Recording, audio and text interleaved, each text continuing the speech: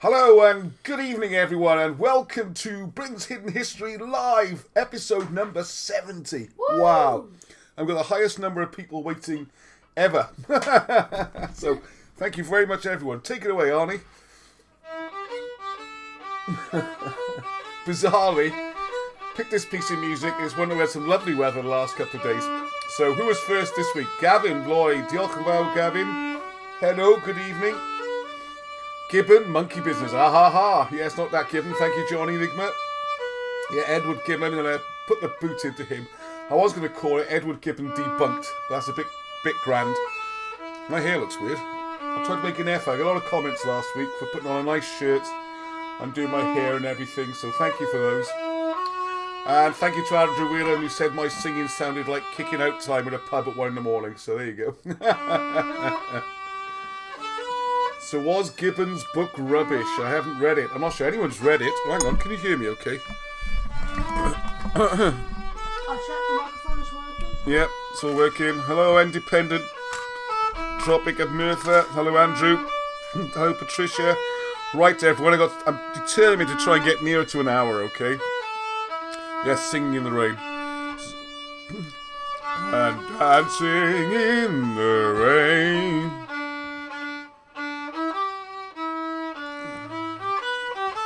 Right, I've got so much to show this week. We're going to try and get it all in. So welcome everyone. Hello Patricia, thank you. Brilliant, thank you very much Arnie. Thank you. Slightly bizarre choice of music. Oh, we haven't got another computer set up, Arnie, so I can see the comments and everything. Moving on it. Uh-oh, you have to clear that desk as well. What's happened here? There's already a computer. Right, Gibbons was the bloke who wrote Decline and Fall. There you go. Thank you, David Mosley. Hello from Germany. Hello from Canada. It's amazing, isn't it? Wonderful what the internet can do around the world. Right, a very short introduction because I haven't got time for long ones. Welcome everyone. It's growing every week, so there must be new people. So, hello, you're very welcome. What we have a situation here is that if you look at all the history, it seems almost all of our syllabus that's taught in schools and from that universities about history was designed, and effectively British history was rewritten in the early 1700s. It actually sort of started about the 1660s, 1680s. Something strange happened, and then it really kicked in when the Hanoverians came in. And national sentiment had to be destroyed. The whole idea of if you have no past, you have no future. Because the very difficult times, a lot of armed revolts going on, revolutions. The rulers were in serious fear that they might get overturned. So the whole thing, the idea of Celts was invented, and British barbarism and all the good stuff, all the history which is in the history books before 1700, and some of which crept into history books in Wales up until 1920s. You can still see it in the books, has been slowly deleted, and we've also had to forget it. So hi Kate, and hello Susie from Cornwall. There we go, from Kearney, fantastic. Meg says I haven't seen my copy of Rise and Fall, Decline and Fall. I think it's probably propping up something in the attic. They're good doorstops. They're very big. So don't worry, this is not like some boring, dry academic attack on it at all. It's not a case of reading all 7 books. It's just attacking it from first principles and just saying this is nonsense, right? Or potentially nonsense, okay? Certainly not what it's claimed to be. And as importantly, or not more importantly, why? Why has it become so successful? Why did it become a mainstay? Why is it so important? And why it shouldn't be? And also, how I've managed, hopefully, to make it so my knees don't whack the camera, which hopefully no freezes this week. This is important. Okay, so without further ado, I'm going to dive straight in because there is stacks to get through. And I'm trying to get it down to an hour. I'm going to do my very best because it's school night. Right, okay. Sadly. Yeah, well, luckily you all love school, don't you? Okay, so there's my picture of Gibbon on the right. And I'm going straight in, actually. Let's just dive straight in. So sorry I haven't done too much chat at the beginning. Look at that. First thing is, you passed 2,000 subscribers. Woo! So well done, everyone, and thank you very much. Passing the word. And I'm amazed because we've got a core of people who come every week and have done now for 70 episodes. And it's just wonderful. It amazes me every week and more all the time. More views, more subscriptions. And I've got a few exciting things that will hopefully take us up to the next level, which I really want to talk about. But I'll give some ideas anyway. One of the things is the overall strategy, if you like, was that we grew from the real fans, you know, particularly Wilson and Blackett fans. We have this version of history, these wonderful books, and we're really into it, and that's the core. And then we're reaching out, but there's no point in reaching out too hard for more people until we've got a body of work to show them. So I think we're in that situation now. We've got loads of videos. The books are available again. I mean, if you remember, before we started doing all this, say 2 years ago, if you wanted to get a copy of a Wilson Blackett book, they'd be, you know, £100, £200, or very rare, difficult to find. Particularly things like Moses you couldn't get, Trojan War you couldn't get. And now we have, keep the comments up please. And then we're going to work the same sort of thing with King Arthur Conspiracy and Discover the Ark. But all the books were costing fortunes, if available at all. The Portugal Elvis Fest. Funny you should mention the Elvis Fest. Thank you, Andrew. I'm glad you noticed. You could be late like I think I will sing an Elvis song next week. I'm going to do an Elvis song next week with my guitar. Yeah, good quiff, eh? So, so now we've reached that stage. We've got this body of work. We've got videos, books available. Loads of great research has been coming in. There's lots of projects going on. I'm going to show some tonight. It's now's the time, I think, to spend a bit more time focusing on marketing, PR, if you like, press releases, getting the story out there, trying to get more coverage in the newspapers and the mainstream media and other YouTube channels. Some few exciting things about that coming up, which I can't talk about just yet, but you will see. So stand by your beds on that one. And thank you very much to Johnny Enigma, Mr. Brecken, who helped me polished up the press releases I've been doing and making them look better and professional. So well done, great. It's the real landmark, 2,000 subscriptions. It's taken a year roughly to get from 1,000 to 2,000. So we'll see how that continues. Oh right, this has come up really small. I had a good chat with Philip earlier in the week. Hello Philip. And he said, at some point I will be seeing Wilson and Blackett again, particularly Alan, spending some time with him. As you know, got the work to do, the fixing the chimney and the cleaning the house, all that. And what he suggested, which I think is an excellent idea, is if people can put in, you might need to make some notes here, Arnie B. I might give you a pen and paper. Yeah, because what? Oh, why not? So I can go and ask these questions to Wilson and Blackett then, to Alan really. Not so much of Barham I'm going to see. So, if you had two questions, what would they be? It could be anything you like. So it could be about a particular topic of history, or about them, or their story, or whatever, right? So, and I will try and ask as many as possible and film me asking the questions and Alan answering, and we put that in future videos. So I think that's a nice little idea. Don't just rely on my questions, see what else we could be asking, okay? Right, okay. This is just a quick request. Craig, I think you watch this every week, or if you know Craig, up in the Merthyr area. I got reminded of you a couple of days ago. I'd lost my phone. I drowned my phone almost a year ago now. And unfortunately, I lost loads and loads of phone numbers and contact details. Shows you have a paper backup of things. You never know when all electrical stuff's going to go wrong. But I realise I haven't spoken to Craig for ages. So Craig, if you're out there, give me a call, send me a text or a message so we can get back in touch. And if you haven't seen that video, just search. By the way, do you know about the search? If you go into the YouTube channel, there's loads of videos now. There's a little, I'll tell you what.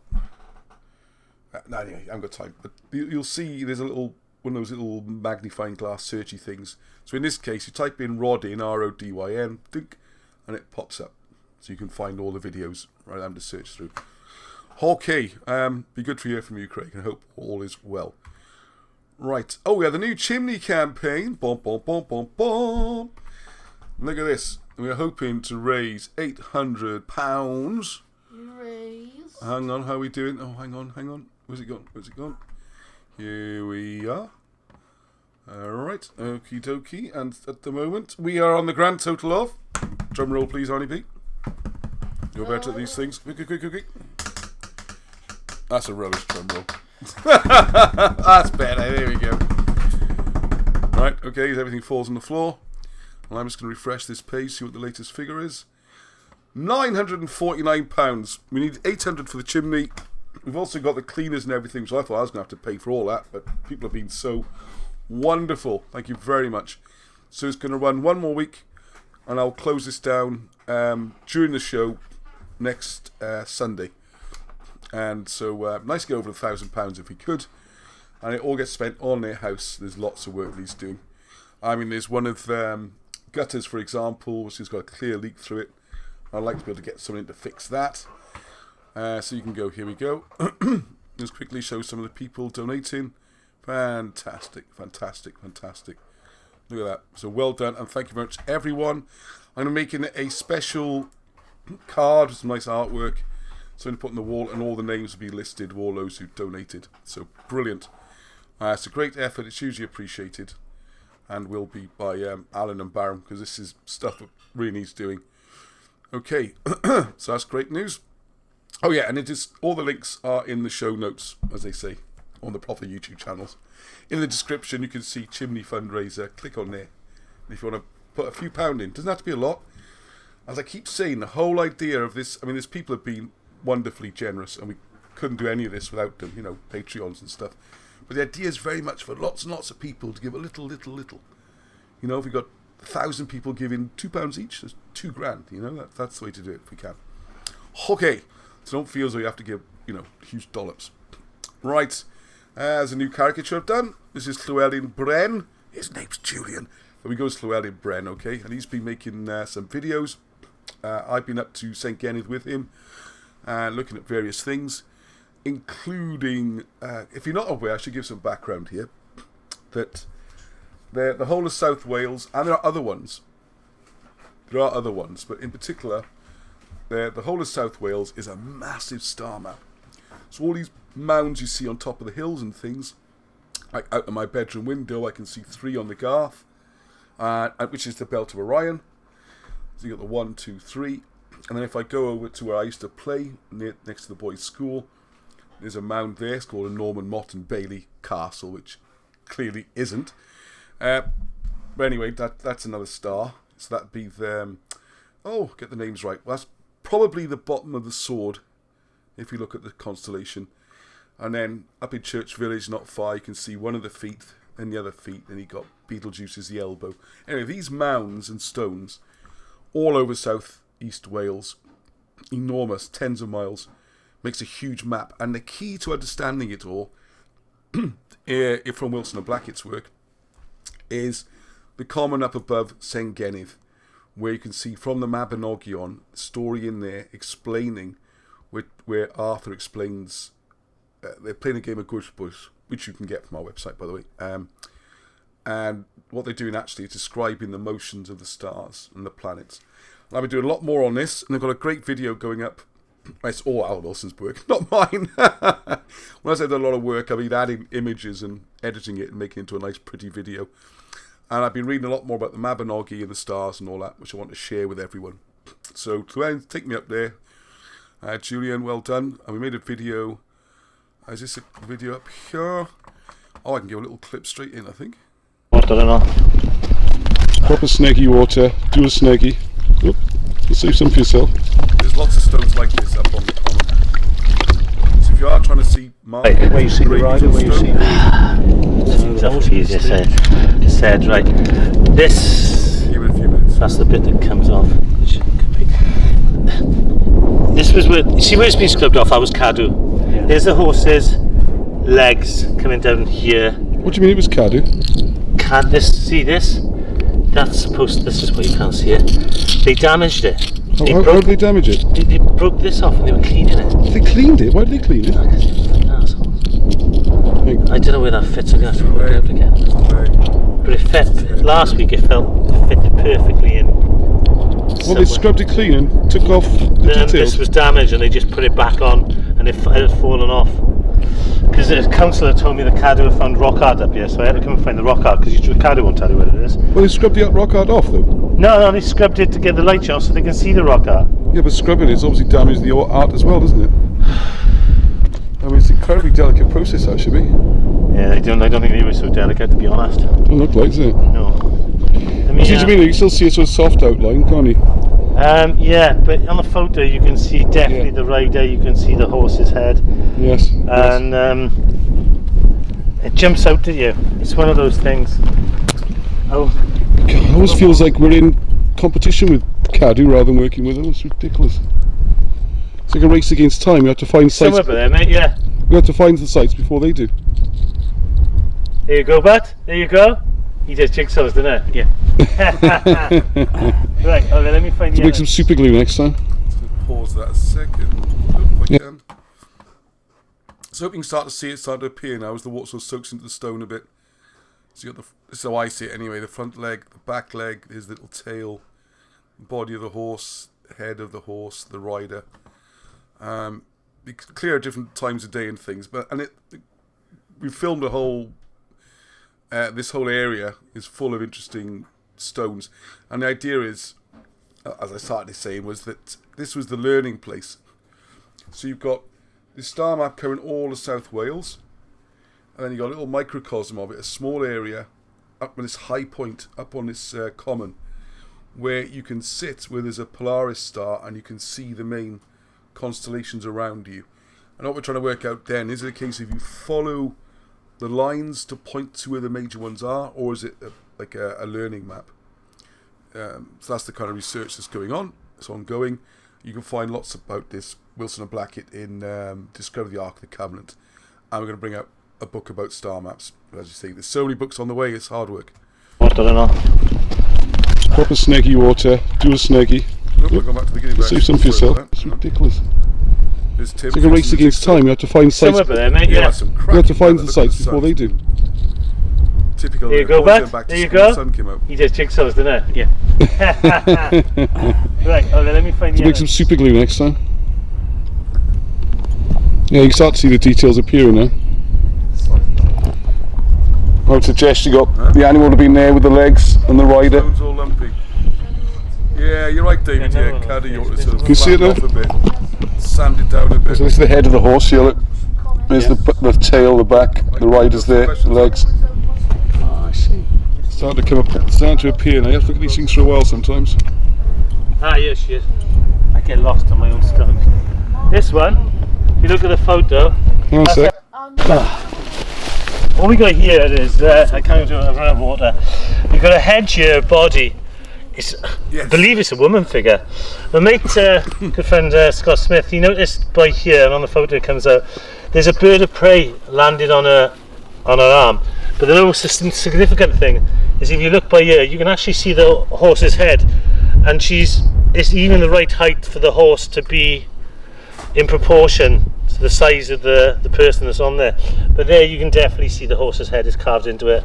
There's no getting around it. That is a horse's head. You look on the photo, it's even got the eyes and the ears. Oh yes, I can see it now. It Yes. jumps out to you. It's one of these things that has to jump out to you. That's like a lot of the comments. Oh, Zoe Spencer. Okay, yeah. Thank you, Zoe, for the question about the rocking stone in Pontypridd. Unfortunately, it doesn't seem to rock anymore. It's on the common up above Ponty. Yeah, I don't know if it's been vandalised or just over time. But you could definitely rock it only 20, 30 years ago, as recently as that. So, and that's been a great meeting place. So, there we are. Just giving you a flavour there, okay? And I put a longer video up during the week. Okay, sorry, I should say more than that. Also, I want to say that good old Llewellyn Bren, he's got the History Wales Facebook group, so go and support that. And he's going to be putting more of his videos up on this channel. Okay, so we get onto that as well. So well done him. It's good to see people doing stuff. Got more content. I just put this one up as a bit of relief. It made me laugh. It made me remember a story whereby this is supposed to be a representation of a Pict and all these flowery, I don't know, it's like pyjamas or something, isn't it? It's bizarre. And there's been a bit of discussion about it. And the trouble is, these pictures, as I think it was Ivion pointed out, these are fantasy pictures from Victorian times. So thank you, Catherine, for finding this example. And it reminded me of, as I said last week, I used to do a lot of wargaming. And one of the funny things was, because wargaming really is a hobby, got going about 1960s, Donald Featherstone, people like that. But it really this was 60s and 70s when it got going, which is the real sort of hippie era. And when the main guy, Phil, oh, I've forgotten his name, wrote the DPA rules, and he's treated like the doyen of history, you know, all the rules kind of go back to his interpretation, which does make me wonder about wargaming as a political tool. But anyway, I'm not going to that. But what amused me is that in his books, his talented wife, who was into design and textiles, she did a lot of the illustrations, and they're really good, okay? But she's also a bit of a hippie. So when she did the elephants for like Indian armies or for, you know, Alexander the Great, that kind of thing, she just drew the flowers on and stuff and pretty patterns on the howdahs and all this kind of stuff, just because she thought it looked cool and it was quite a hippie thing to do. And then over time, this has become established. This is what the howdahs and stuff, the blankets and things that go on elephants look like, and you'll see it in history books now. It's absolutely gone mad, and it's purely based on his hippie wife just doodling some flowers on the sides of these elephants just to brighten the book up a bit. And I get a feel a lot of this is like that, as we go on to that with Gibbon in a minute. Right, okay, this is an article. Yes, I do want to show this article. You have to this. I can't remember if you shared this one with me. Do apologise. It's on on the Facebook group, I think. Are we in? Yep, straight into it. Good. And it's an interesting one, this, because it's in the Guardian, and it's, as you can see, it's this week, 9th of September, it's 3 days ago. From Boudica to modern Britain, the dream of island utopias ruled by women. Now, it's interesting, they got themselves into a bit of a bind here. Because on the one hand, the Guardian has to support any idea that, you know, female rulers and how important they've been in British history and everything, which is a fair point. So this gets to run through, you see. What's curious about it? So I'll just give you a little flavour of the article, okay? Once the British Isles was seen as a stronghold of female leadership, patriarchal culture pushed these stories to the geographical margins, yet they lived on, a force too potent to ignore. All right, we had a lot of great female leaders in Britain. So she talks about all this kind of stuff. But where I want to get to, you can read this article. I'll say the links in the notes. Have a look at it later. And her novel, Gwen, is set in a fictional archipelago off the east coast of Britain. It can't be Britain, can it? Anyway, there you go. Right, here we go. Right. Good article. So there was once a time when the islands of Britain were viewed by the outside world as a stronghold of female leadership. In 7 BC, the Greek geographer Strabo wrote of a British island organised around the worship of the mother goddess. Julius Caesar observed that, among other barbaric practices, British women were polyandrous. This was not a nice thing, he said. And in his description of the world, Pomponius Mela wrote of a British island inhabited by 9 priestesses. Hang on a second, there's a bit... hang on a second. Yes, there's various British rulers. The bit I want to get to, though, goes all the way back. Yeah, here we go. We've got the Voyage of Bran, anonymous 7th century poem. Well, Bran, I think, is a British king, but there you go. Things become Irish. But this isn't the big one. Here we go. This is a bit... Sorry about the slight delay then. Right, here we go. They survived the Norman invasion to be picked up... This annoys me. Anyway, got these other poems, right? The Welsh tales in the Mabinogion. Mabinogi it should be, but that's all right. In the Life of Murden, written in Latin about 1140, describes the island of apples, which men call a fortunate isle. They got all these things. But here's the story. Well, there's an earlier female story for Albion, founded by Albina. Then Albina said, "This land to which we have come, we do not know its name, for it ever had a lord. Therefore, since I am the leader, we will name it after me. Albina is my name, from which it will be called Albion, and hence this country will remember us always." This is a reference to the Albine migration. So this is the thing that's completely ridiculed. If you go in there and say, hey, British history goes all the way back to Albine, as Wilson and Blackett have demonstrated very well, you get ridiculed, but you can sort of have it as a kind of, I don't know, it can exist but it doesn't exist. It's like one of these situations you have. So there you go, and there's a few things in here as well, which there was another comment further amongst about the Queens, and it does go back to I think there's something else towards the end. Anyway, have a longer read of that one. I haven't got time, like I said, to dwell on it too long, but I just thought it was curious. Someone sent this. It does mention the Albine migration, but from a sort of feminist standpoint rather than necessarily a straight historical standpoint. But there we are. So it is out there, okay? It isn't just something you see in Wilson and Blackett books. Okay. So, yeah, this is an exciting one. Yeah, a new thing going to start this Wednesday at 8 o'clock is what's called movie premieres, which on YouTube, I haven't done it before, as I understand from reading around it and from what my boys tell me. What I can do is put up a new video, as a premiere, and it'll be like a live show. So you can all add your comments as the show runs. I'll watch it as well. So it'll be like a live show, only I won't actually be saying anything. You okay? And there's stuff happening now. Oh, right, Arnie needs to leave us for a minute, although he's actually fascinated by this show, weren't you, Arnie? Yes, I was extremely fascinated. I'm losing my audience to Loser Bum. No, okay, see it? No, it's... Don't forget to come back. Right, okay. Deserted, what can you do, eh? Never work with animal children. Right, so if you recognise my sketch on the right there, my little caricature, go on, I'll give everyone give me a few seconds.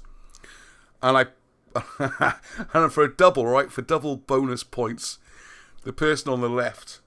So this person on the left, I bet you get the name wrong.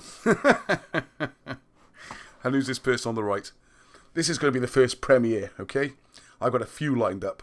Dang, dang, dang. And it's worth watching, this first one. I'll give you some more details. I'm just going to give people, because there's a slight lag on the video, so I have to give a few seconds to see if any comments come through. Anyone recognise who these people are? Is my drawings that bad? Oh dear. Richard Hall, very good, Meg, thank you. The one on the right is Richard D. Hall, yes. And you've all fallen for the trap of saying Barham on the left when it's actually Victor von Orton. See, I knew everyone would get that one wrong. The ultimate trick question. But of course it's Barham. He chose this fancy pen name, and I really wish he hadn't, because it causes me all sorts of problems. Because if I say there's a video by Victor van Orton, no one knows what I'm on about. And Barham, you know, especially in our world, is very famous. So, Richard Hall made a film for Victor about 3 years ago. And I saw it, a draft of it 2 years ago. I think there's still some editing to do. And it's in support of the book St. Patrick Identified. And for various reasons, I'll be speaking to Richard, and he wants me to run it on my channel rather than his channel. It doesn't quite fit into the sort of stuff he does. And as it was commissioned by Barham, and they've asked me to do it. So Wednesday's going to be the first premiere. So 8 o'clock, have your popcorn ready. We'll all watch the show together, okay? Oh, and I did have a little clip just to give you a flavour. Just to give you a flavour. Oh, no, I've got to find it now. How do I do this? There's too much stuff open here. I can't do it. I had it all queued up, ready to go. I could do this. Come on, Ross. Come on. Nope, can't see it. So I have to go to the folder. Don't worry, only take a few seconds. Yes, there it is. No, where's the little clip I made? Same producer disappeared. It falls apart in no time, doesn't it? I've got a little folder for all the videos for tonight, because there's a couple of them tonight.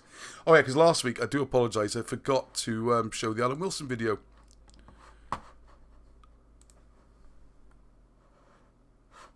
Nope, that's just a photograph. Come on. Ah, here we go. I find this church absolutely tranquility itself, going through the blues and reds of the interior. Peaceful tranquility, you can hear a pin drop.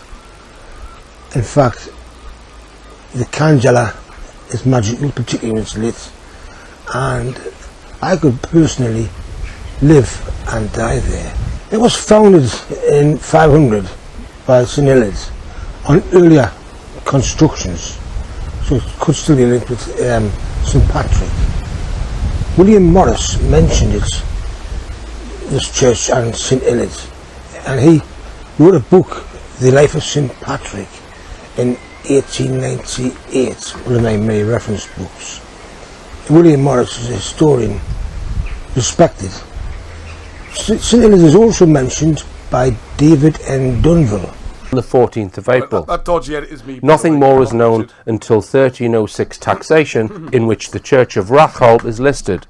The church was reported to be ruined in 1622. Right, so I glued those clips together, okay? Richard is a really, really good filmmaker. I mean, different class to me on that. And his channel's brilliant. I noticed a few comments already saying there, same as me.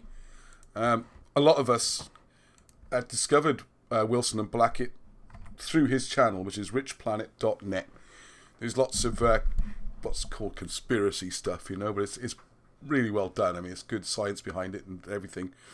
And I know that was my path into it. I was looking up for stuff about World War II or something, and then I saw this forensic historians, Wilson and Blackett, and there we are. It's all started from there. So he's great. I've now met him. Brilliant. So and he's been a big supporter, and he knows Alan and Baron very well. And this video is great, okay? There's lots of great drone footage of sites in Ireland. It tells the whole story. And I think it's 42 minutes long, so yeah, I'm going to book in the whole evening. So get the popcorn out, and we shall do a Von Orton and Richard D. Hall special on Wednesdays. Hope you can join for that one, okay? And then I've got, amazingly, a few more good films, which you probably won't have seen. I know that Karen Sawyer's been very generously giving me their permission. I was given by Alan last time I saw him a DVD, which is here. Don't look for it now, Ross. Of Alan appearing at Arc 2. Now, if you go on the internet, you see Arc 3. The famous speech, which I think all of us have watched. I know I've watched it loads of times because it's so jammed with information. It's on my channel. Just search for Alan Wilson Talks. It'll be in there, I think. Or just put ARC, A-R-C, and that will come up. Because Karen Oaks used to organise this. Brilliant. Getting all these speakers in to talk about various subjects. And obviously Alan, one of the star turns when he's in his real pomp, speaking brilliantly. So I haven't seen the Arc 2 one yet. So I'm going to put that up. Upload it all, and we'll go live. Also, whatever the premiere live is, that'll probably be next week. And then I've got a couple of other films from back in the day. I've got one from 2006, which is a little bit off the wall. And I'm always nervous of putting these things up. And I haven't seen this video yet, so I won't say too much. But if anyone's heard of George McMullen, then they will know what this is about. And what's the other films I got? Anyway, won't spoil all the fun now, but there's a couple more new films. I thought, what a great way to do it. Have a Wednesday evening, 8 o'clock. We can chat on the comments. And do all that kind of stuff. You find Barham's accent difficult. Yeah, it is difficult, but you get used to it, alright? So, watch a few episodes of Auf Wiedersehen Pet. Get yourself in the mood. I asked them, there's still quite a while till it starts. I don't know where they're called. Okay, alright, no, don't worry. So I'm back. Why did he choose a Dutch-sounding name? I don't know. I think he just thought it sounded good. I know, Barham's very, very self-conscious of his accent and his name and his everything. He just doesn't like the camera, nothing, alright? So, he speaks very slowly in the video. You should be able to follow him. Most of the narration is done by Richard anyway, who's also got a northeast accent. Okay. I was going to say something funny, because Barham, when he heard my family name, Broadstock, traces all the way back to the 13th century and seems to go back to Simon de Bradenstoke. And Bradenstoke's a place in Oxfordshire. I'm praying he wasn't a Norman, but he might have been. What can you do, eh? You know, what difference does it really make? So de Bradenstoke became Broadstock over time, and then nothing to do with me being broad or stocky. And I told this story to Barham. He's like, "Oh, great. De Bradenstoke, that's the name you should use, you know, dump Broadstock, you sound like a builder." So he thought it's like a builder, apparently, Broadstock, so there you go. Where's De Bradenstoke? Superb. So anyway, join us for that one, okay? Try your best. And I will be on the, Victor Von Orton, very good, Amelia, that's it. I did like Patricia's comment that everyone's grown beards since it's not me, I can't grow beards, I wouldn't want one. Saxon filth on your chin. But no, loads is true. Loads of men have grown beards. During the lockdown, they can't recognise him. Your Tom's dad's a shocker, isn't he? Oh yeah, you got like a big dwarf beard. A dwarf beard, we call it, yeah, like a big grey, huge thing. All, There you go. Anyway, Just to annoy what's called this wife, apparently. right, yes. This is the heads up one here. We did record this video already. First 2 parts about it. As you might recognise the people on screen. We're going from left to right. We got David Mosley, or David. Then we got John Pitcher. Then we got Lego, Robert Pierce. And the 4 of us got together. Well, I just acted as host. These 3 have done loads of research about the Battle of Badon, okay? And as you can see, David's got campaign maps out, and they got old maps. We got drone footage. It's great.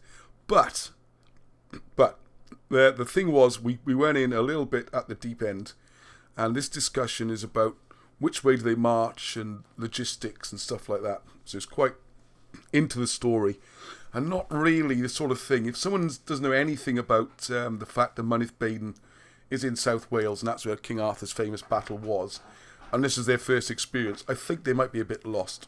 So it's not listed. It is up. So what I've done, you can see the link at the bottom of the screen. It's also in the description, so any hardcore fans on here can have a look. I did send it out to all the Patreon supporters a week ago, and the people involved in it. So there's a few views already, and there's gonna be more stuff like this, I think, which is quite niche. So I'll get to the, you know what I mean. It's the people definitely into it. So I think if someone approached this for the first time and saw this, they'd be like, oh, "What's going on?" Or they might just, put them off. So what we're going to do this week, the format, we did a 4-way Zoom with screen sharing. And what we're going to try and do this week, we'll meet again, the 4 of us, and we'll do a more of an introduction video explaining why Badon's in Wales, why it seems a much better candidate than the other ones that are put forward, like the one in Scotland is another one. Excuse me. Bath, because Bath sounds a bit like it, and there's a Cad Hill or something nearby. And some of the scandals that have gone on, I mean, the ones around Glastonbury are shocking. I think it was either 1740s or 1540s. Alan Wilson writes about it in his unpublished works. The names were changed to make them seem more like the Arthurian stories. So you can see where the place names are changed. It's a fraud. The whole Glastonbury Somerset thing is a fraud. Nothing to do with Arthur. Well, not nothing, but not the headquarters or the things they claim.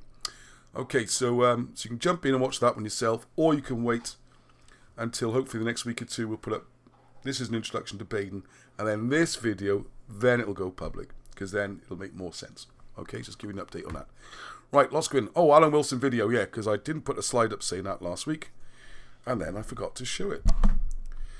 Now, I need to do the one. Right, Arnie, do we know which one is me off the screen completely? It's called Live 69 interview. That's what I couldn't find. You were in Ireland for a while, weren't you? Aye, that's right. So we started off. Second. I just want to make sure, because some people find me a bit distracting in the corner. Yeah. Yep. All right. Enjoy this. It's 9.5 minutes. There you go. You were in Ireland for a while, weren't you? Aye, that's right. So we started off. You see, I was doing consultancy work, and I'd got a few jobs in Ireland. You see, industrial, and. So he then met me and wanted to do this tattooing, and I thought, hang on, is there something in this, one way or the other. He then arrived at Ireland, and we set up, we're the only tattoo artist in Dublin. Big city, Dublin's a working city, and we had a shop right on the river. The river Liffey runs through Ireland. Through Dublin, yeah. And through Dublin, and right near the town centre there was this vacant premises, right on the riverbank, so you could see it from across the river. Wow. And the main road it was on the main road, and he put a big sign, illuminated sign up, tattoo artist. Everybody in Ireland knew we were there. Oh, we made money, and we spent it by, and that's how the books were founded. I wonder how many people in Ireland realise they've got a tattoo by Oh, well, Like Blackett. Oh, I know. I would think so. There's the Cure. We were the only tattoo artists in Ireland. There was one other guy out there, and he was useless. You know, doing little black things. But Tony's very good, and he had all the colours of the world, like every other colour tattoo. And so What was the name of the shop? Can Can you remember what the shop was called? Just that tattoo artist. That's what you need, isn't it? Yeah. Tattoo is a word. Tattoo is all you need to put up, and they were flocking from all over Ireland. We were the only one in Ireland any good. See, there was one or two idiots on the back street doing their kitchen table, like, you know. And oh God, did we make some money and spent it, and that funded this research, because research is expensive. Yeah, people don't realise, do they? No. It's not so much materials; it's the fact, all the time, isn't it? The time and effort. It's the time. You can't have a full-time job and do this, can you? See, people wondered how we were doing it without university support, because they all get 20,000, 30,000 off the university to write a book. Yeah. Oh, aye. We didn't get a penny. Hang on, but I think one guy sent us 100 quid once. But God bless him. But you know, it was done, and the customers found what we were doing, and they said it was great. They used to come and say, "Can I have a word with Alan?" They'd come in the back room where I was scribing away and touting. How's the book going on? You know. It's a hell of a story, isn't it? Brilliant. And so then we came back from Ireland and we set up over here. So was that back to Cardiff then? Yeah, we set up over here, and we made the money to publish the books, do the research, because there's a lot of travelling involved as well. Yeah. Aye. No, so I'm discovering it's. And we had to live. It's not just the cost of printing the books, is it? No. You can't do another job at the same time. No, you can't. You got to do it full time. Aye. And get your head into it. You can't be thinking about other things too much. But the customers thought it was great. You know, how's the book going now? What are you doing now? You know. A nice idea. The two artists, and of course half the other authors found out we were in a tattoo shop and writing books better than them. They didn't like it, you know. They tried to denigrate us. We should be in a university or college or something, grants or something. We did receive 120 quid from somebody, I forget now, some small organisation. That's nice to get something in it. But you could say we self-funded. Yeah. And we did a remarkable job, didn't we? Yeah, well, the good thing about that then is you haven't got anyone telling you what to write, have you? Aye. That's The right. bad thing is you haven't got many supporters when all the incoming fire starts arriving. Yeah, but You're kind of on your own then, aren't you? Yeah, I think we did a pretty good job. Yeah, it's brilliant. I mean, pretty soon it'll be 12 books. We're almost, I think we're 10 at the moment. And then, Right. Jesus makes 10. Aye. Then we'll have Odyssey 11, I think Comet 12. Well, you do them. Yeah, we'll get them out. Aye. Well, you've seen the Jesus book, you like that one? Yes, I did. Yes, it's a good book. Did well, didn't Yeah, thank you. you? You've learned to be an author. Huh? You've learned to be an author. I'm more of an editor, I think. Aye, it's all right, man. I try writing my own stuff, but I think your stuff is so much better. I'm quite good at editing and publishing, I think. Grab it and use it. Do what you want. No, thank you, I appreciate that, but it's Do what you want. my honour to work on your stuff, I have to say. I'm happy doing that. Thank God you got you. Thank God we got you. You're on it straight. Thank you. It works, doesn't it? It does work, it does work. I might do a bit of cleaning while I'm here. Oh, don't put yourself down. No, it's all good. I get a bit frustrated, because as you get really old, you look back a little bit and what we accomplished, Yeah, you should be proud. No. You should be proud, Alan. So I keep telling you this, but this history would have gone forever. Yeah, so? You saved it. Yeah, we saved it. You saved it, yeah. You and Tony saved it. Yeah. You saved it. Yes. I always describe it. He was hanging on by his fingernails. And he grabbed the legs and lifted it back up on the wall again, He was about to fall into the abyss. Part of the problem was the vast migration into South Wales for the mines and the steelworks and all that. There was huge migration from Scotland and England into South Wales. So the identity changed. Yeah, my family went from Gloucester, which is not so far. And the identity was changing rapidly. And so we, I think, realised if something's not done now, Yeah, it'll be too late. You know, we both thought that. you were right. And so we... Yeah, but the books would go in, the sites would go in, Yeah. things were being built on. That's right, a building, ruining it. Just the last People jobs. didn't realise what they had half the time. Still don't. And yeah, well, we did the best we could. Yeah, oh yeah, But then they'd all gone without you. there was ITV, S4C, BBC One, BBC Two, and Yeah. another mob Yeah, yeah. in Cardiff TV, and we couldn't get on. 5, 6 channels, yeah. And we couldn't get on. They wouldn't look at us. They kept going to the college and saying, "Is this right?" And some gink who's Just read a book, yeah. who's read books, got a job in the lecturer, as junior lecturer, became a senior lecturer. We were working under very difficult circumstances. My colleague was tattooing. I was helping do the inks and mixing and all that. You know, there's a lot more to it than just the needle. You know what I mean? I'm sure there is. Every business has got more to it, doesn't it? And so then the back room was an office, and I'd be in there trying to get things organised, keep the research going. And someone found out, he's going, how's the research going, huh? Yeah, they were all dead interested. Really marvellous, wasn't it? Yeah, he used to come. I was just passing by, and I thought I'd pop in. Isn't that marvellous? You got your regular public in Irish, Aye, really interested in your research, aye, and academics in university, not interested at all. aye. Shows how mad the world is, isn't it? Why? Hey, that's good. Hey, you're going to publish one, are you? Oh, go. I didn't say they buy one. Yeah. Aye, why? Oh, I want to know where I was going. Yeah, no, an author, isn't it? Yeah, well, yeah, it's good. big stuff in a way. The fact we were doing it was... Yeah, well, it's exciting for people, isn't it? eh? It's exciting for people. Well, yes, I think it was. If you come from working class backgrounds like we do, you don't meet many writers, do you? No, no, you don't. Well, most of them are no fucking good.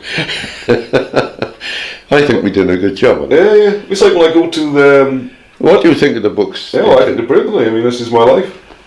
When I go to the rugby with my boys for their training, Aye. and I talk to the other dads and everything, and they, what do you do? I'm like, oh, I produce books, you know. Yeah.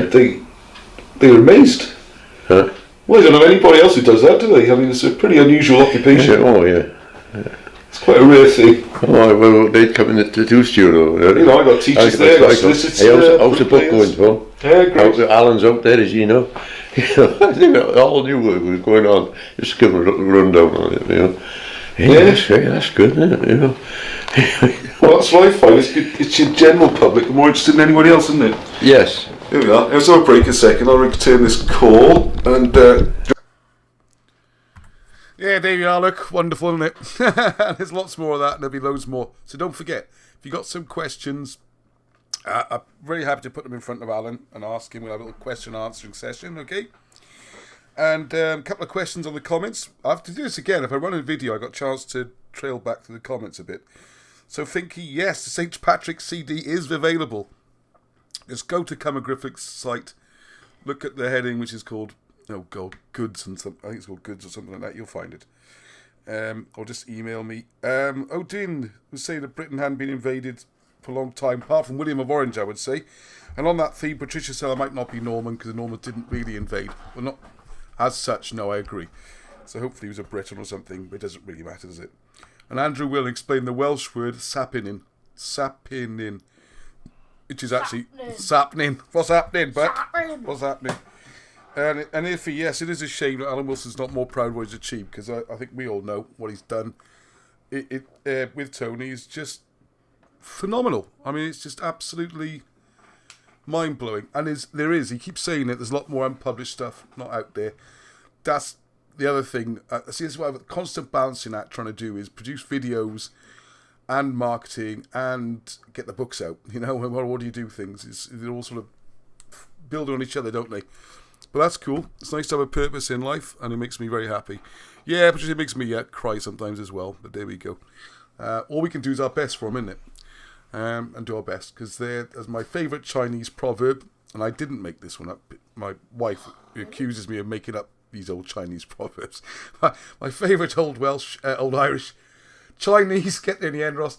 My favourite old Chinese proverb is, when is the best time to plant a tree? Well, the best time would have been 20 years ago. But if you haven't done it then, do it now. All right? It's kind of weird logic to it. Well, I like it anyway. That's how my mind works. Wow, and I'm almost at 9 o'clock. I haven't started on my bit. Oh, and there it is. Perfect. Don't worry. This will not take long, okay? I'm not going to be doing a breakdown analysis of 6. Arnie's got to go do his thing now, 9 o'clock, yes. I will see you for the ending. Yes. Or if it ends a bit more. Have I got to drag it out so you come back? Great. There's a big online event at 9 o'clock, which I can't compete with. I daren't mention the name because all you gamers out there will be going on to log in. And it's a shame because this is a good bit. I'll make him watch it again some other time. What I'm not doing, right, this is not some... hang on, you can't see what I'm talking about. Better press that button there. What I'm not going to do is... There's not an attack on his... well, a little bit of an attack on his scholarship, actually. But I'm not going to say, oh, he's misinterpreted Tacitus, or he's got this bit of Plutarch wrong, or da-da-da-da, stuff like that, or his literary style, or any, or one of the red herrings, which I'll come on to. None of that. I'm going to fundamentally just say this is not a legitimate piece of work, okay? And then go through why it's just fundamentally flawed. And then, at the end, the crucial bit in many ways is why that became so successful and such an integral part of our education that we don't even question it. A bit like Robert Shaw's book about Great Fire in London. It's one of the first things we get taught in school. There was a great fire and it started in a bakery on Pudding Lane. And then you read all the parliamentary reports, all the details. No, it didn't. That's complete rubbish. Everyone knows that's rubbish, but it's still taught and it's rammed into you. And I think a similar thing could be the case with the Roman Empire. The whole Roman Empire, not just Gibbon's work, the whole Roman Empire didn't exist as described. I mean, Wilson and Blackett go 3/4 of the way down the road, and I'm just going those last few steps because I think you can take it even further than what they've done. All right, okay. So, yeah, I'm just going to look straight, a little bit of the background very quickly. So, I'll come on to it in a second. I'll do a sort of 3-pronged attack, looking at, and it's only take about 10-15 minutes, is sources and how dubious is range. You've got a small range, and out the small range of sources he did pick, how dodgy those are. And then the third one is the questions no one ever asked. Where everyone just the questions they've never asked about Gibbon, as far as I can see. I've been watching quite a lot of stuff on this. So we just do a very, very quick background on him. I was going to show the Wikipedia page. You can read it yourself. His first work he wrote was a history of Switzerland. I say wrote, he tried to write. That's what he set out to write. He loved Switzerland, spent some of his life over there. And he got 60 pages in, never finished it or published it. Revisited it a couple of times, didn't get anywhere, okay? Abandoned, given up. His next one, Memoir littéraire de la Grande-Bretagne, which is some sort of history of Britain. We produced this book. Again, it was, you look it up, did very poorly. It got no, critical success, and it got no financial success, and it was just a flop. There were attempts to republish these books after he died, when his name became big and Gibbon was very famous, but it still flops. I mean, really, that's it. That's his track record as an academic. One book he just never got finished, and he just gave up.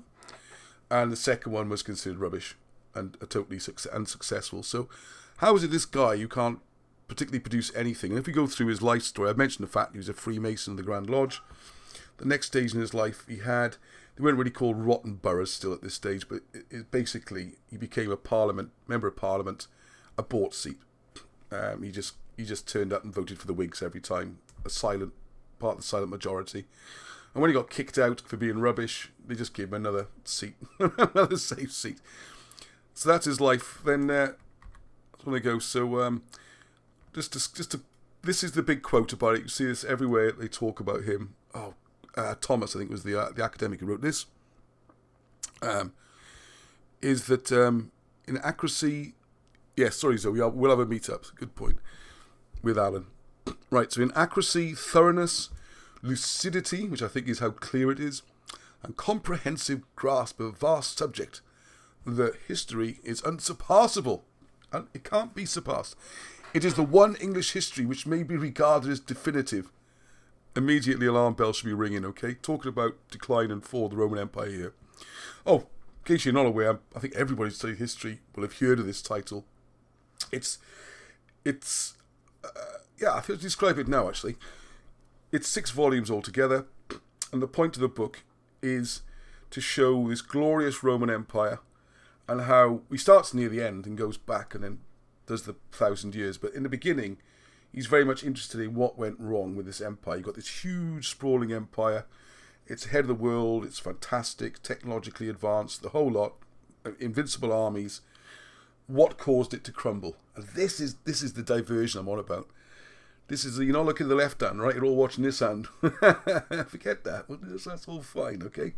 Just watch the right hand. And he blamed introduction to Christianity, made people soft and more humane, and they lost their Roman blah, blah, blah, blah, blah, blah, blah. All a decoy, all a red herring, as I'll show, okay? So, this is why I'm not going to go into the so academic side of it. Right, whatever its shortcomings, the book is artistically imposing as well as historically unimpeachable. You can't question it. Don't you dare question it, all right? It's a vast panorama of a great period. So, you can... Yeah, right, come on to it. Jump the gun. So is this actually true, all right? Is it really thorough, comprehensive, definitive, unimpeachable? All right, let's have a look. And then I'll go on to the major flaws. Oh, hang on. Yeah, so the 3 major flaws, I would say, the breadth of sources, where he went for his information, the quality of the sources, and the assumptions that are never questioned. This is the big one, all right? Why it all happened. How much time I got left? All right, I'll give myself 8 minutes. So the breadth of his sources. First of all, Gibbon himself, when he set out to do this project, he wanted to know Latin, he wanted to know French, Greek, Arabic, and German, because he considered all these languages were important. They were all sources of information. So he actually paid quite a lot of money to have private lessons to get him up to a reasonable standard of Latin. So I don't know, I assume his Latin translations are okay. I have read that academics since have gone back to the original sources he used, the Latin, and his translations aren't that good in places. But like I said, I don't speak Latin. I'm not going to pick that apart. We'll give it to him, all right? We'll say he got it right, and he's translated things correctly, okay? But who checks it? Who goes back and checks all his references, right? That's not for me, okay? So the French, as far as I can tell, I'm sure he must have spoken some French. Rich, landowning, lazy, idle, rich people like him did tend to speak French in those days. And but all I can find is that he got French translations. There were a lot of French writers who would translate for him and give them their translations. So he's dealing secondhand. So it's not a primary source, as far as I can tell, but it's not that important, all right? Greek, he thought, yes, I need to learn Greek. A lot of the important information is Greek. But he gave up. It's just too difficult. He couldn't do it. He realised there was a wealth of information. A big part, we always think of Britain, but a big part of the Roman Empire, which the Roman Empire, inverted commas, those air quotes, which I hate people doing, but I do them, is around North Africa, around the Arabic-speaking part of the Mediterranean. All right, so he set out to learn Arabic, but it was too difficult and he gave up. It's a bit like his book, right? His first book, History of Switzerland. He gave up quite early when it going got difficult. And the same with German, a lot of German history. And this becomes very interesting because, as we'll see when we go on to the next slide, talking about the quality of his sources, Germany and German has a big part to play in this, right? So again, he gave up learning German. I mean, I've got more languages than Gibbon seems to have had, okay? So, oh, hang on a second. What other possible sources could there be for information, particularly about Roman Britain, if there was such a thing? Britain. There's a clue there. Maybe the British sources.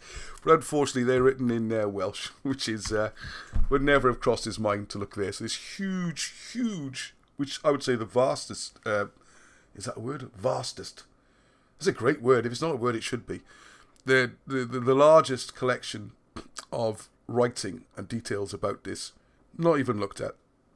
So the first thing I would argue is he set out to look at 5 sources and gave up and only used one, which is basically what he could learn in Latin. If you want in Latin, it didn't go in. That's basically it, all right? All these languages he gave up on or got a translation. So I don't know how much of it he got from the French books that had been written earlier. But I mean, it's difficult to tell without, years of study into something I'm not going to bother with. And of course, Welsh never gets in the list. So that's the first thing I would say, all right? Quality of the sources. Now this, as you know, is a big bugbear of mine. The sources, this is where people... I was thinking of drawing a cartoon of this, because what you have, if you imagine a tower, all right, so there's our history tower. So you got the stuff we all learn when we're children at school, Great Fire, Romans, all this kind of stuff. And then you might do a GCSE or an O-level or a lower level qualification, whichever country you're in. You might take it a bit further. You might go to college, get an undergraduate. You might get a degree. You might get a master's, a doctorate, become a teacher, a professor. So this tower is getting narrower and narrower and narrower and shakier and shakier and shakier, okay? The problem is now, if someone comes along, like Wilson and Blackett has done, and I'm doing with the Romans as well, based on their work, and starts digging away that foundation and just knocking a few bricks out, who's getting more worried? The people at the bottom, who are just walking around anyway, and could just step out. The further up this tower you go, the more nervous you are. And if you're the professor, the bloke at the top, and this tower's wobbling, you've got a long, long, long, long, long way to fall. So that's, I think, the best way to think about this, okay? Because one of the things it's just like the most ultimate sacrilege is that these Roman records, don't forget, the only source that Gibbon used for his books were discovered in the 16th century. There is no provenance. There is no fragments of a 2,000-year-old copy of Caesar's work. There's no 2,000-year-old Tacitus or Plutarch or Pliny. All of them were miraculously rediscovered in the 16th century. And the situation would be like the first Tacitus in the 1560s. A lot of money was offered to find genuine historical documents. And this brilliant historian who boasted he wrote better Latin than the ancients did, said, I've been told there's one, I'll go and get it for you. It took him about a year and a half. And during that year and a half, he went off, travelled, and seemed to be writing it, is one cynical view. But the official story is he found right up in the north of Germany, which is where the German thing comes in, there was a copy there, an extant copy, somehow it survived, no provenance, no where it had been copied from, anonymous monks. He made a copy and then went and sold the copy to the bankers for enough money to buy himself effectively a palace and 40 staff. We're talking big money here. It wasn't someone making a few quid on the side. This was big, big business. So you might say all that's nonsense and it's all true. Well, first of all, yeah, it could be. How am I to know? How's anyone to know? Why do you not take the original along to show, here's the original, as you can see, it's pretty decayed, here's a copy. Or, I couldn't bring all the original, but here's a few pages. Anything. What's the provenance of the original? Nothing. Now, it might all be true. He might have made not a single mistake when he copied this out. It might all be word for word for word. There was no gaps, no damage to the original. It's all perfect. But even then, you have to consider the fact he edited it, and he did have some influence in it, and there's no provenance.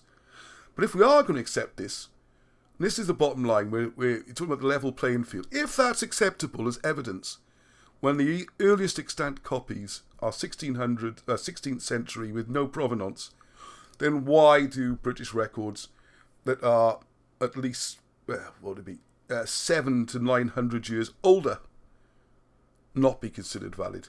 Why is it that when the Welsh records particularly, which refer to England, I mean not just about Wales, I have to keep making this point, the repositories of information in England were lost or destroyed. That's why we rely on Welsh history, not because Wales is particularly special, all right?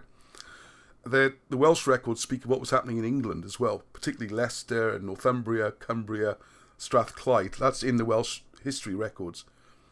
They were dispersed and persecuted. So when Iolo Morgannwg, in around about 1800, had to go around all these houses copying out ancient documents because they were hidden in private collections, and the different collections match. That's all an elaborate forgery. Whereas some dodgy bloke selling it for, and he made no money, right? He has no financial interest for him. That's option one. Or option two, only a couple of 100 years before him, some unscrupulous pseudo-academic who showed off how good he was at actually faking ancient documents.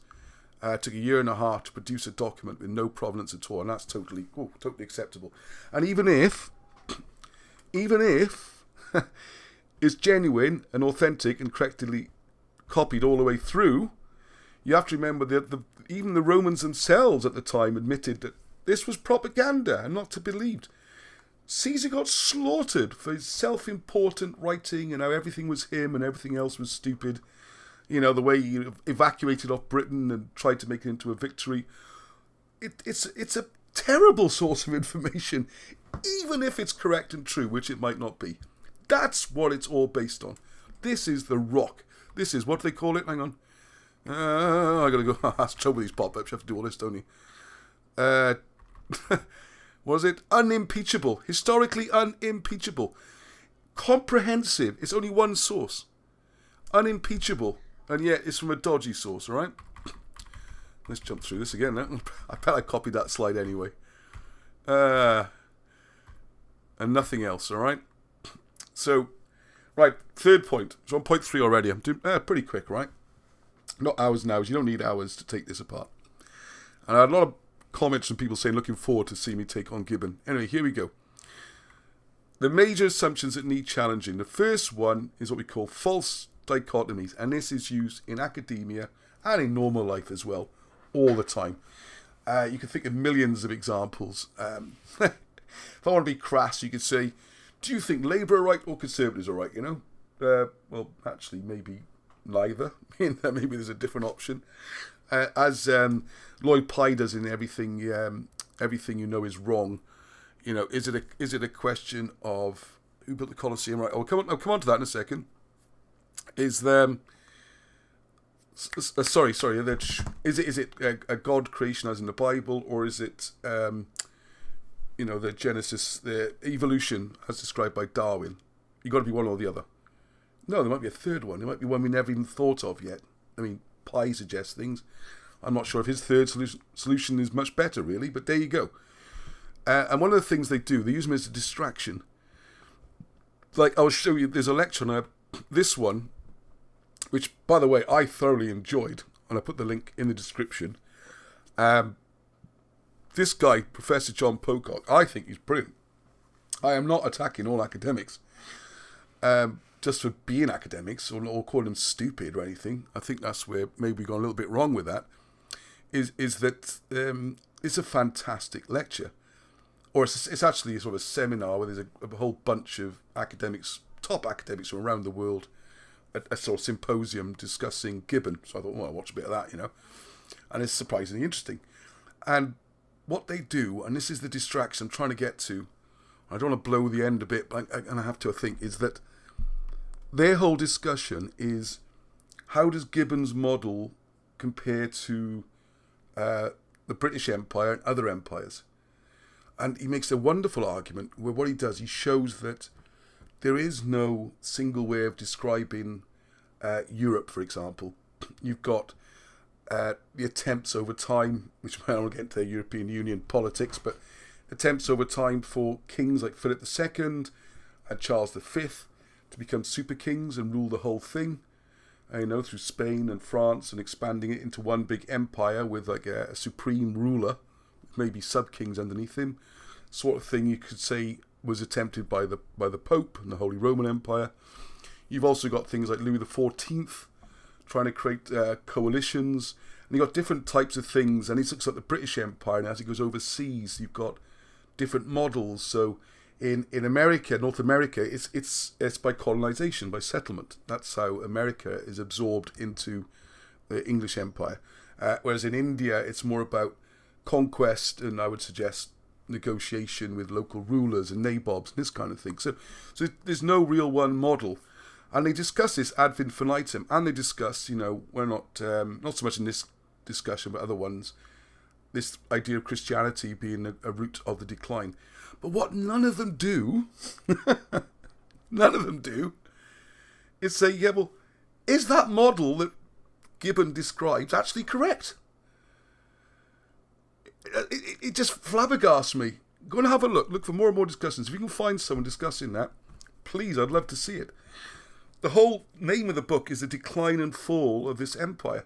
And he starts volume 1, where you've got this great, like I said, sprawling, successful empire, and how it decays into what he calls barbarism. And you get this barbaric idea that everyone else is barbaric apart from the Romans.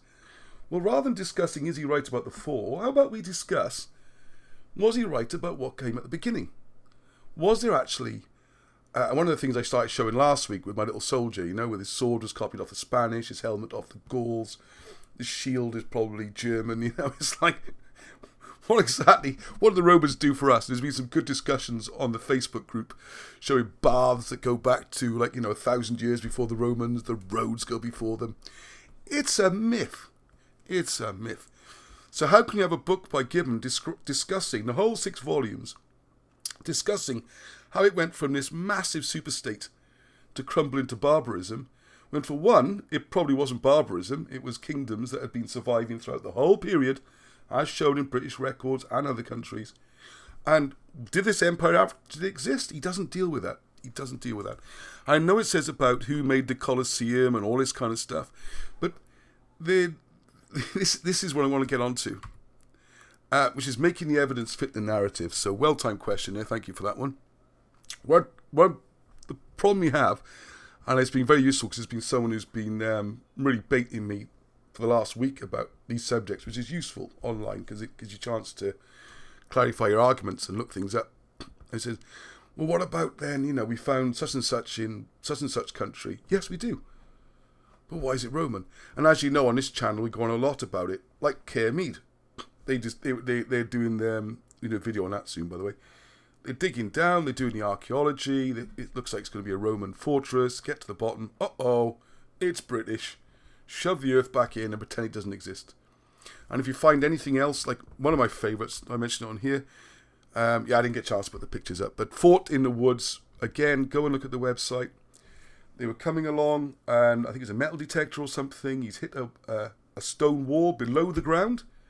We found a Roman fort! There's nothing Roman about it. It's just a bloody wall. It could be anyone built that wall. This is this idea that the evidence has to fit the narrative. It's barbarians and it's clever Romans. If you find a wall or you find a helmet or spear or any bath, a fancy house, a villa, it's Roman. And this is ingrained in us from before we even start school. It's even in the nativity plays when we see the Romans in their armour and all. It's drilled in. That's why it's so difficult to have this addressed. It's like the Great Fire again. It's drummed into us. Mighty Romans. And this, I would suggest, is why the millions are spent on places like Caerleon and Rome museums, things like that. Thing with Sutton Hoo, which, doesn't have to be Saxon either, but that's for another day, right? Rhodes, baths, there's plenty of evidence for them predating the Romans. And the other thing which people like Fomenko in the Russian school answering, who built the Colosseum, is they look like they were built in the Renaissance times. They're not ancient at all. There's descriptions of medieval times of Rome just being a little fishing village. So to conclude, I said it'd be quick, didn't I? So why? Why was it so successful? I think we know why they did it, perhaps. I don't know, but we'll go into that. Why was it so successful? Why so accepted? And why so unchallenged? Well, I think what we're trying to hear is, if you look at the people who praise the book, praise it more for its prose and its polemic, its political ideas, rather than for being a wonderful piece of historical thing, I would suggest, but I'm not an expert on Gibbon.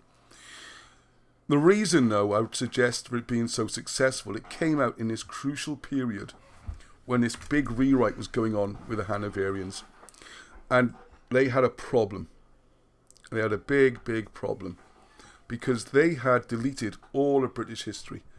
I was reading the other day, as far back as the 1670s, a historian called Camden changed the way one of the manuscripts was no longer acceptable. And as someone put it, he got rid of 60 years, was it 60 years or 60 generations of British history at one stroke of a pen.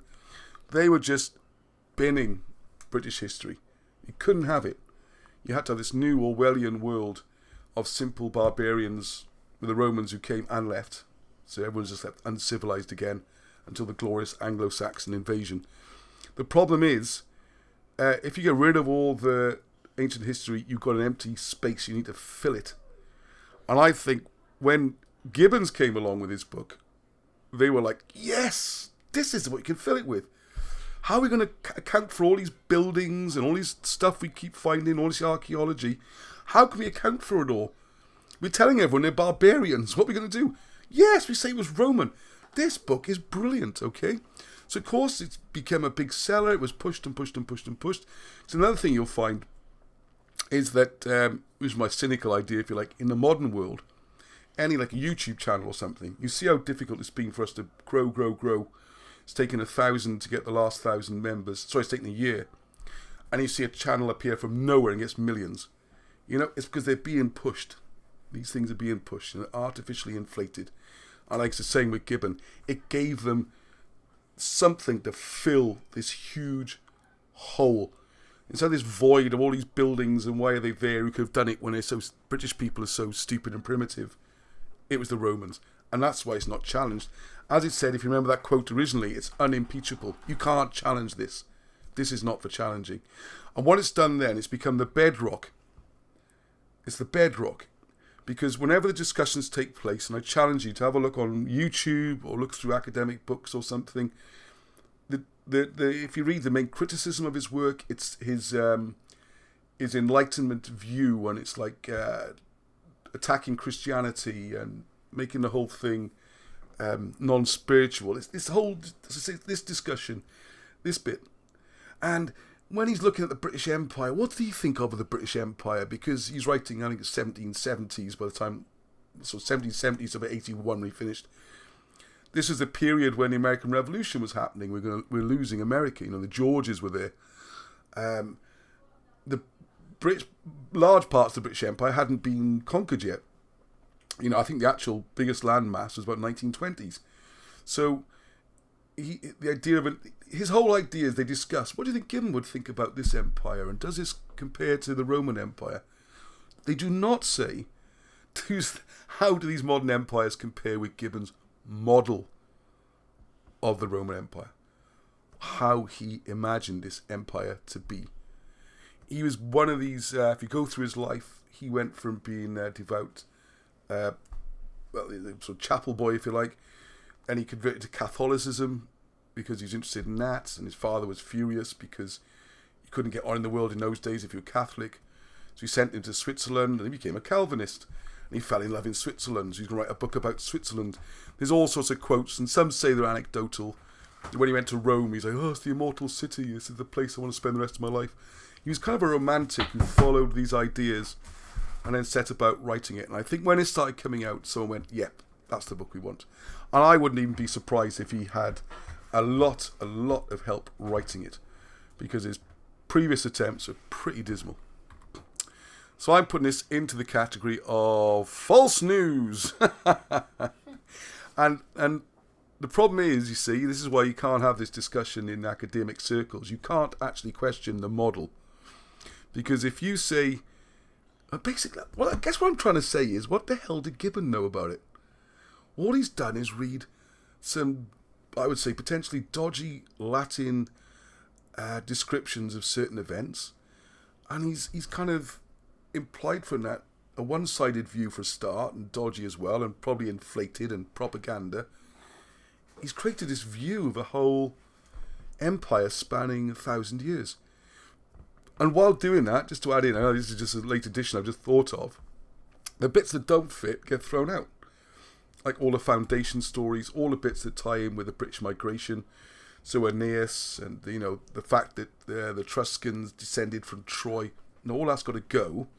Because you can't have that, because that's in the British history, so that's got to go. So that's myths. British history is myths. And what we have is this very convenient, nicely packaged with a bow on top. Everything's Roman, and then life's so much easier for you. So there you go. Nice and quick. Oh, I'm under an hour and a half. I tried my best. Thank you all, Heather. There you go. Get your fiddle out, Arnie B. Right, I was looking at the comments, but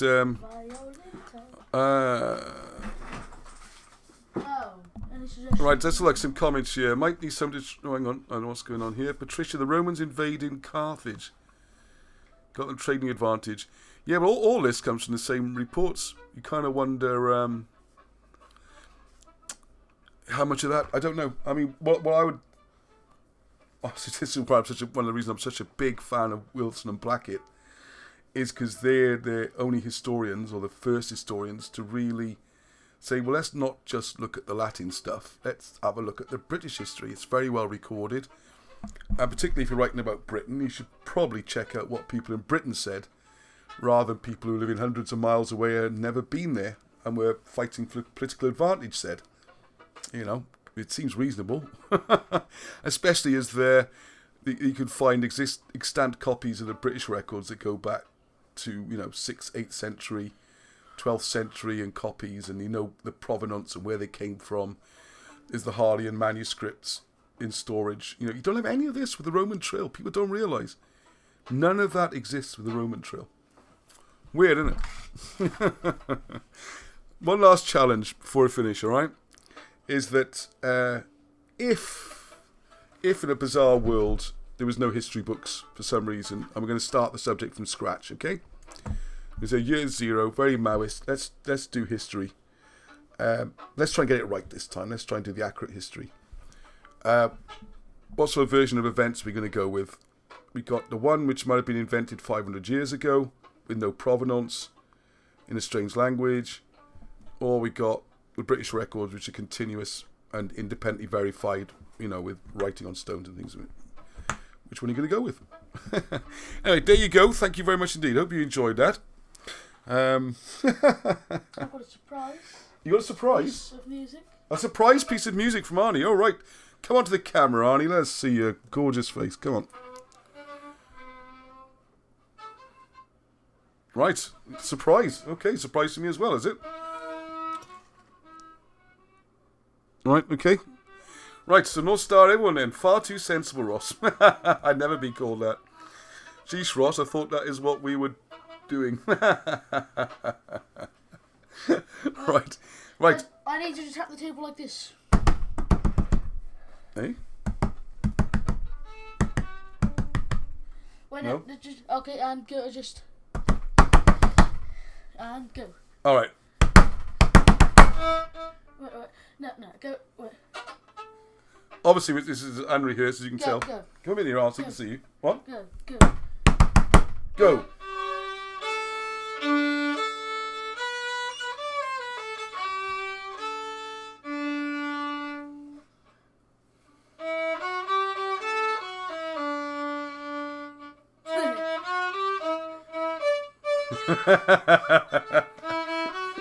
How you been, Rick Astley?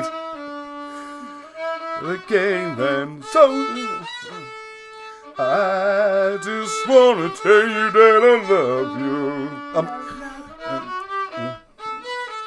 you. Never gonna give you up. Never gonna let you down. Never gonna run around and hurt you. Never gonna make you buy. Never gonna make you cry. Gonna run around or hurt you. Love, you know the rules and... Verse 2. I can't remember the... I don't know all the words of Rick Astley songs. I have a challenge. I try and remember the words of every song. I'm lucky. I got good memory on these things. But you've got to keep exercising it. Right, North Star all. Have you been rickrolled? Yeah, you see, I haven't rickrolled anyone, alright? That was a lot of work went into what I just did tonight, okay? Ross rolling. No, there is no Roman Empire. Right, so North Star, Paul. Yeah. Yeah, great comments. Keep them coming. And don't forget, have a think about it. and send me on Facebook or email or whatever. On the Facebook group, be good. 2 questions to Wilson and Blackett, yeah, that you'd like answered. That'd be good. Yes, I was going to Ross rolling. I was going to say, yeah, it was sadly going to be well, sadly got cancelled. It was going to be a big get together last Alan's birthday, the one before last, and I had a venue arranged and everything, and everyone's going to have a chance to. It's a local large pub, like a Witherspoons type. Thank you, Arnie. Excellent. So I'm just going to add this on quickly because people are talking about getting together, and it would have been great. And the plan was at this local venue, so these large Witherspoon type pubs, and they had a room I could use. I had it sorted out. It wasn't going to cost very much. Just charge enough people to charge to cover the. It costs like 20 quid each. There's a fundraiser. Can Ross sell broomsticks? My last one's died. I'd buy some broomstick Can you handles. buy these last ones? Oh, right. Eh? I'll sell broomsticks. Yeah, okay. You've lost me there. I have to explain that one. No, can you sell broomsticks and pieces? For a fundraiser. Why sell broomsticks? Because he needs one. Right, okay. You lost. Anyway, right. I'm sure I'm missing something. Let's go. It's one of those jokes I'm going to get in about 6 hours' time. Yeah, so we have this big get together. I was just going to basically dim up the bill. It wasn't going to be a massive financial thing. I was going to offer it to those people, like the ones who come to this every week, you know, good dedicated supporters, and I'm sure people would love to meet Alan Wilson. I had the venue arranged, and we had a little presentation. Alan was going to talk. I was going to try and get Parham to talk, but he wasn't very keen. And all that was set up because it's only half a mile from Alan's house. Yeah, it's a perfect venue. And we'll all have to go to Newcastle, but there we are. You know, if you can make it, you can make it. And then we'll all sit around and have lunch and a few pints or glasses of wine and go our merry ways. And I thought it'd been wonderful. Then this blasted COVID thing came along and everything got cancelled. So we might well do that again. I don't know when we're going to do it. Yeah, I'll try our best. Book signing. Yeah, well, he was going to tie in with the launch of one of the books we were reprinting, Trojan War, or is that far back? But we've got plenty more books coming along. Anyway, so I'm going to have to go. It is bedtime. It's 9:30, my cut-off time. So we'll try and arrange something else. Unfortunately, Alan has got a lot older that last year and a half, 2 years. This isolation is the last thing on earth he needs. Hey, let's not go on to that, eh? Get myself in trouble, but he's a person who likes company and people, and he's had neither, apart from meeting up as much as I can. So there you go.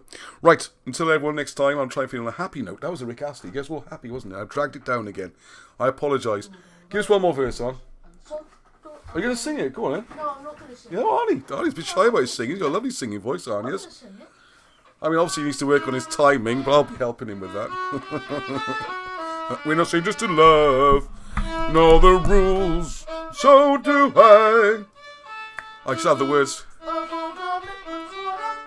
Enough. Yeah. Just wanna tell you that I love you. Oh, how I'm feeling, that's right. I'm gonna give you up. Never gonna lay you down.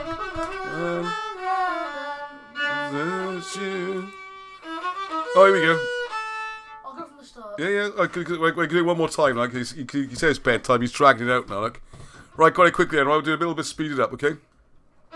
Nature to love. You know the rules, and so do I. Your commitment's what I'm thinking of. Wouldn't get this from any other guy. I just wanna tell you how I'm feeling. Gonna make you understand. Gonna give you up. They're gonna let you down. They're gonna run around, desert you.